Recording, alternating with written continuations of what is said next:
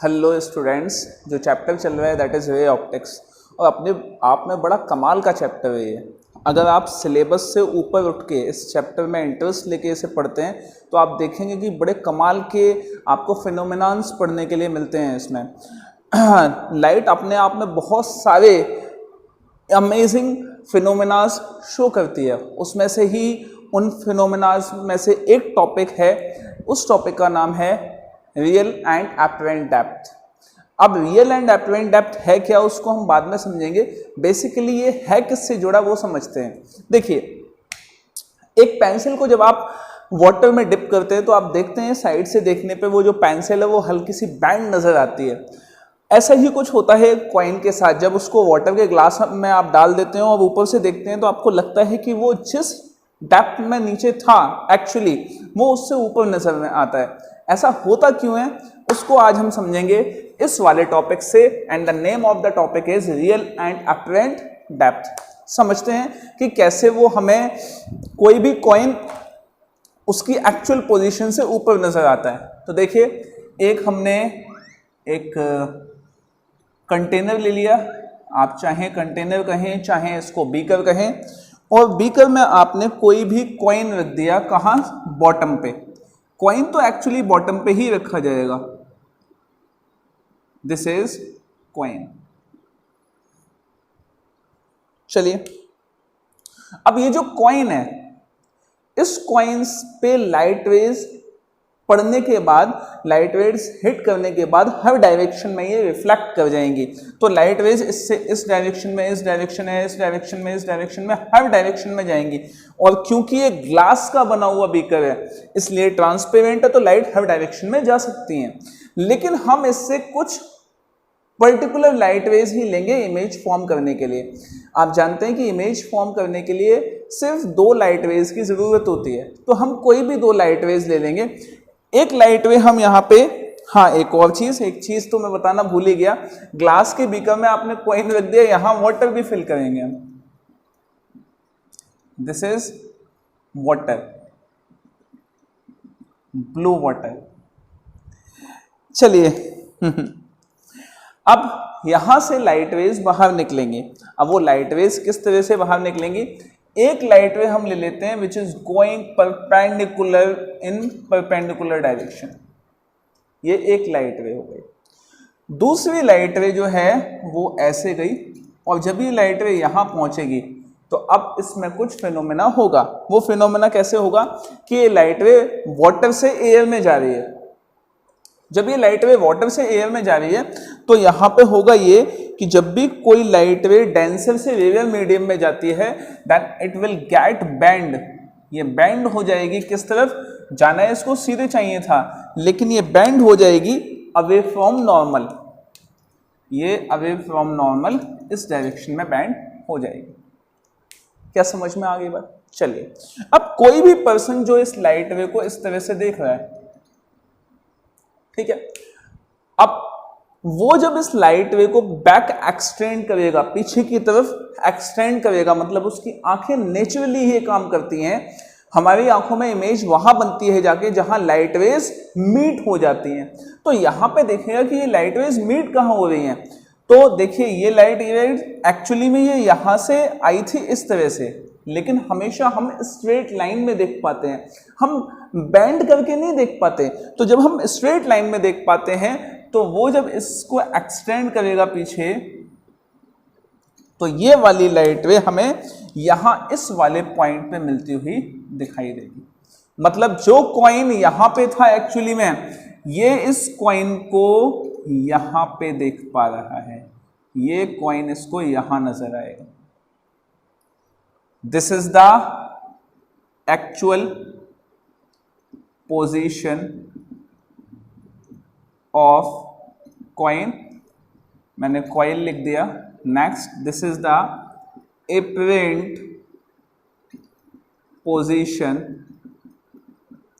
Of coin.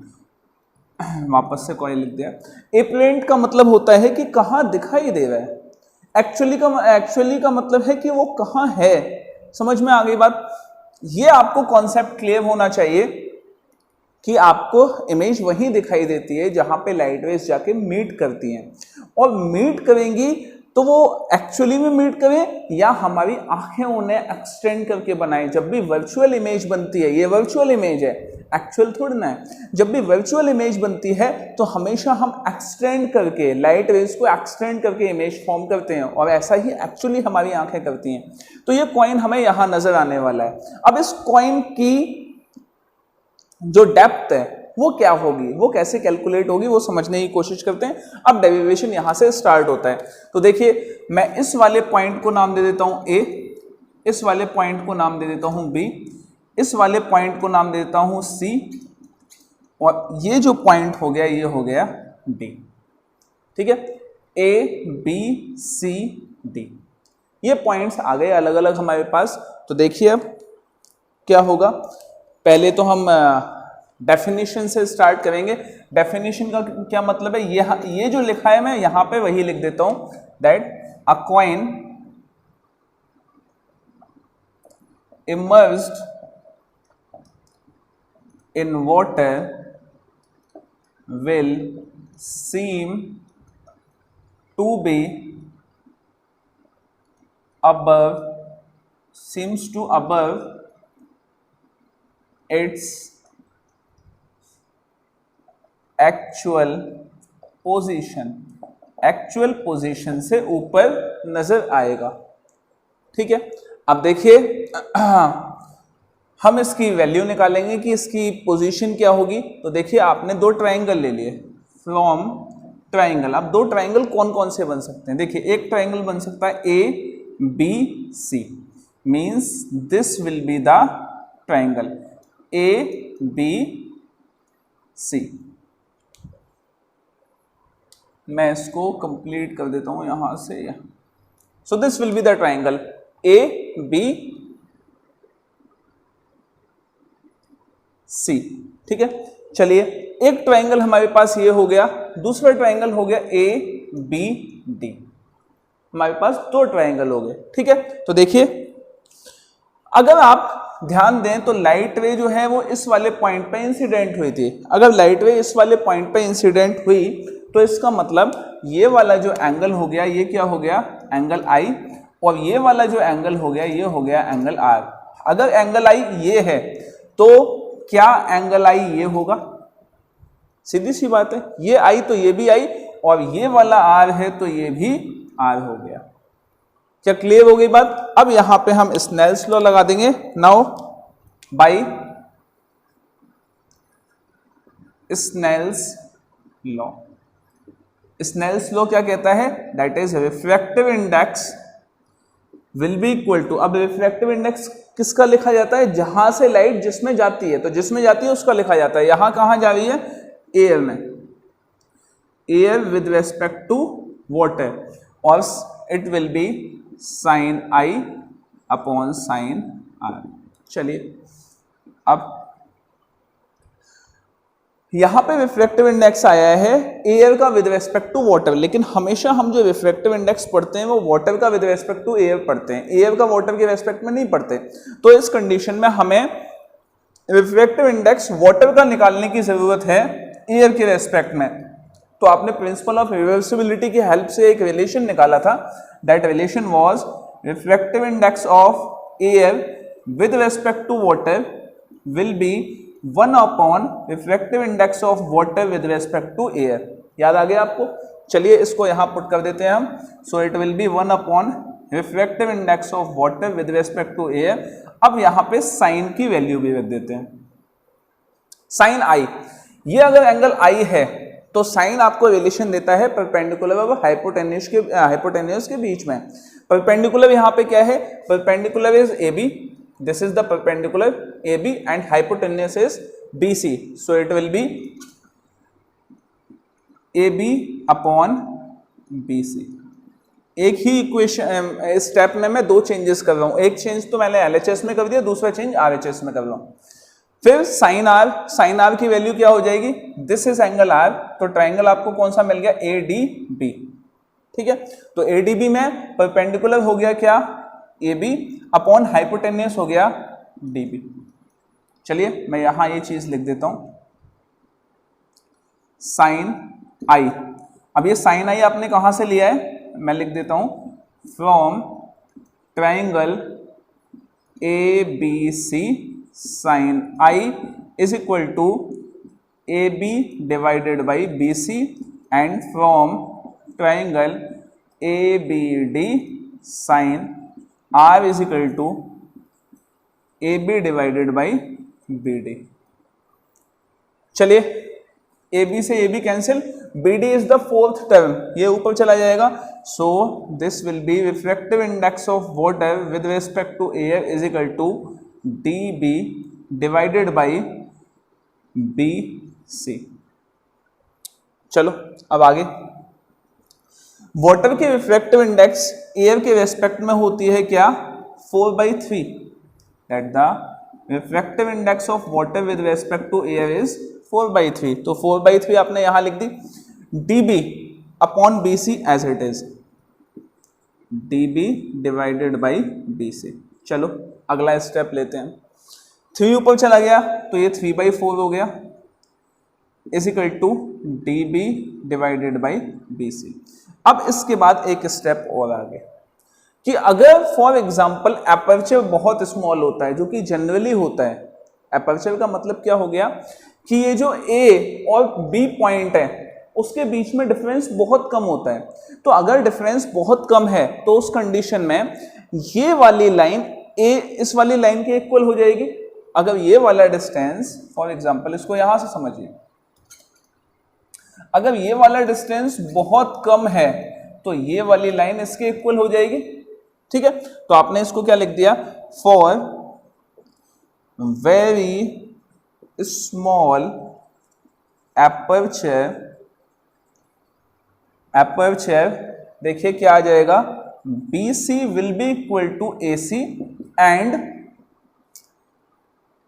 BD या DB will be equal to AD। चलिए, so it will be 3/4 of AD divided by AC। ठीक है, और अगर आपको यहां पे AD की वैल्यू निकालनी है, AD will be equal to 3/4 of AC। मतलब क्या हुआ, AD वो लोकेशन है जहां पे आपको कॉइन दिखाई दे रहा है और AC वो लोकेशन है जहां पे एक्चुअली कॉइन रखा है। तो AD is the apparent position. तो इसको अगर मैं यहां से लिखूं, so apparent depth is equal to 3/4 of real depth. ये वाला आपको याद रहना चाहिए। क्या समझ में आ गई आपको बात? चलिए, ये इंपॉर्टेंट चीज है। अब इसके बाद एक और छोटी सी चीज है, छोटी सी नहीं है एक्चुअली, वो भी काफी बड़ी चीज है और उसके बेसिस पे ही आप न्यूमेरिकल्स कर पाएंगे। तो देखिए वो क्या है, that is normal shift. Normal shift का मतलब ये होता है कि ये कॉइन अपनी पोजीशन से कितना शिफ्ट कर गया है। आपने कहा 3/4 शिफ्ट कर गया है, ठीक है। अब वो 3/4 शिफ्ट कर गया है, इसको आप लिखेंगे कैसे, किस फॉर्म में लिखा जाएगा? तो देखिए, हाँ, यहां तो आपको मान लीजिए डिस्टेंस दिया हुआ है, डेप्थ दी हुई है, ठीक है। तो डेप्थ अगर आपको दी हुई है, यहां से आपका काम हो जाएगा, डेप्थ अगर दी है, लेकिन आपको हर जगह डेप्थ नहीं दी हुई होगी, तो वहां कैसे करेंगे? तो देखिए आप, normal shift will be equal to जो एक्चुअल डेप्थ थी that was AD, sorry AC। Actual क्या थी, यहां मैं लिखूं एक्चुअल माइनस एपरेंट। तो एक्चुअल है आपकी क्या, actual is AC minus AD। अब ये जो डेप्थ आई है वो डेप्थ किसकी वजह से आई है?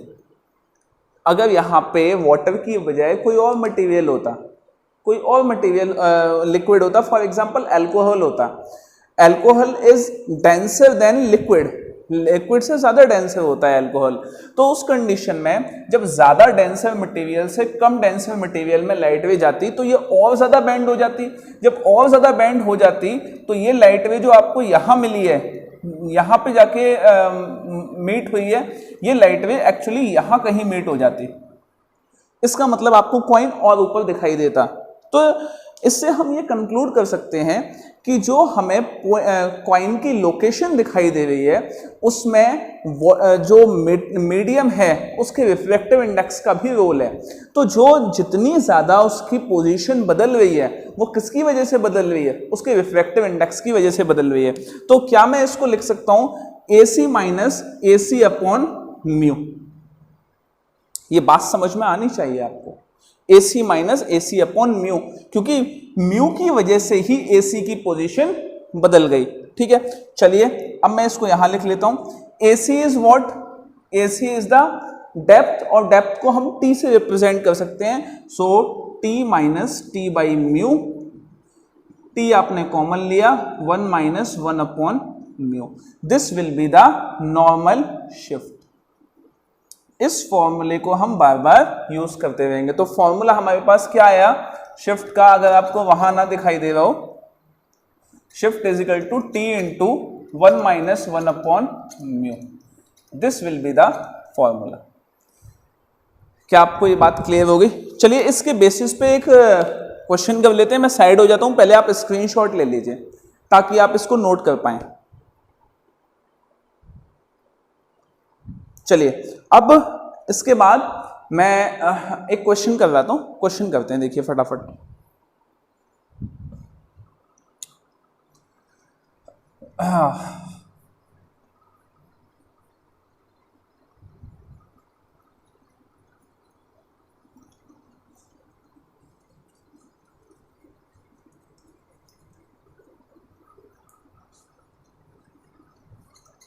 इतनी जगह काफी है। क्वेश्चन क्या है? A coin is placed below glass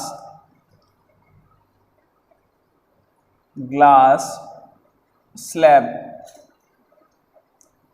of 3 centimeter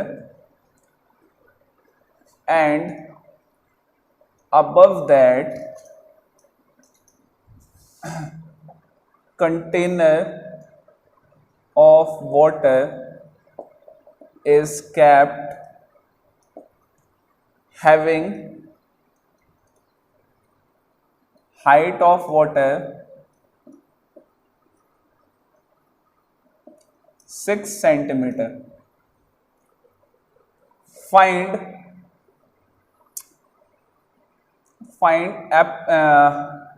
apparent position या फाइंड शिफ्ट इन पोजीशन।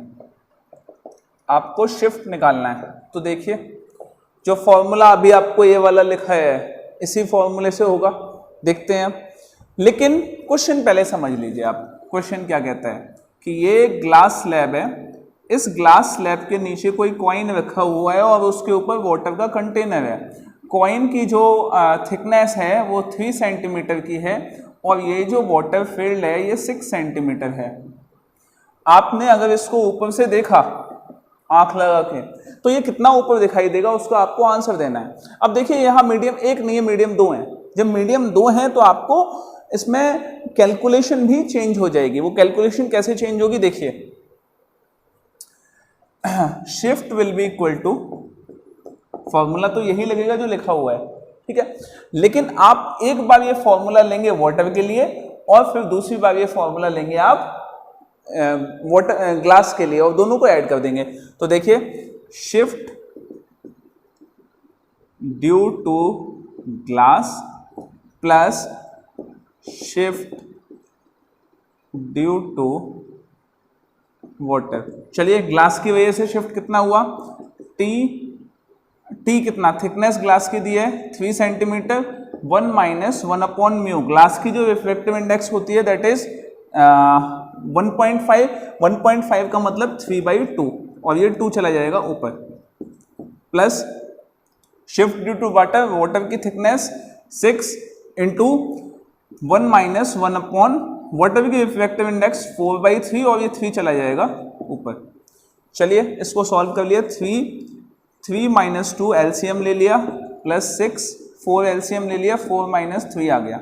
3 से 3 कैंसिल, 3/2 हो गया।